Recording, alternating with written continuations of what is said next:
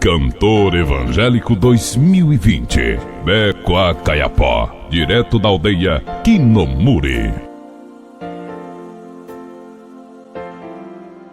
Liku teka nyeti de mali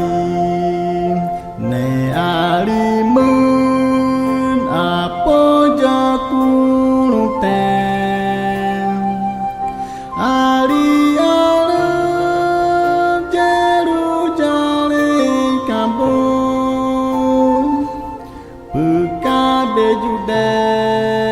ya Kriraxbê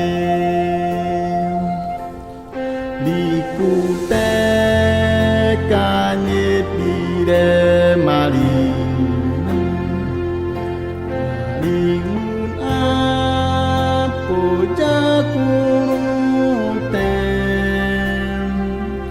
ali ala jeru jale kampung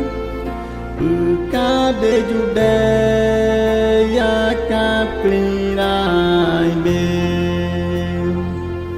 Kriraxbê bene kane ya yurua